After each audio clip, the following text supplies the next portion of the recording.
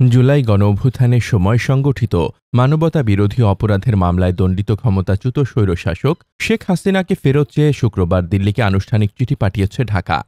রোববার বিষয়টি নিশ্চিত করেছেন পররাষ্ট্র উপদেষ্টা মোহাম্মদ তৌহিদ হোসেন। পররাষ্ট্র উপদেষ্টা জানান, শেখ হাসিনা ও আসাদুজ্জামান খান কামালকে ফেরত চেয়ে ভারতের কাছে চিঠি পাঠানো হয়েছে। শুক্রবার দিল্লির বাংলাদেশ মিশন থেকে ভারতের পররাষ্ট্র মন্ত্রণালয়ে এ চিঠি পাঠানো হয়েছে। গত 17 নভেম্বর রায়ের দিন সচিবালয়ে প্রতিক্রিয়ায় আইন উপদেষ্টা আসিফ নজরুল বলেন, শেখ হাসিনাকে প্রত্যর্পণে ভারতকে ফের চিঠি দেওয়া হবে। একই পরিকল্পনার কথা তিনি শোনান রায়ের দিন পরও।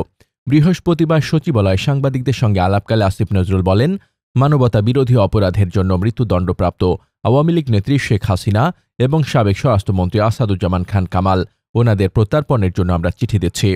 পাশাপাশি ওনাদের প্রত্যর্পণ করার জন্য যেহেতু ওনারা এখনও দোষী সাব্যস্ত, মৃত্যুদণ্ডপ্রাপ্ত, কাজেই আমরা মনে করি ভারতের এখন বাড়তি দায়িত্ব রয়েছে তাদের ফেরত দেওয়ার।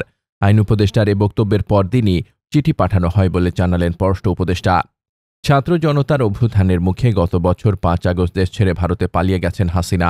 জুলাই আগস্টে সংঘটিত গণহত্যার দায়ে মানবতা বিরোধী অপরাধের মামলায় 17 নভেম্বর হাসিনা ও সাবেক স্বরাষ্ট্রমন্ত্রী আসাদুজ্জামান খান কামালকে মৃত্যুদণ্ড দিয়েছেন আন্তর্জাতিক অপরাধ ট্রাইব্যুনাল।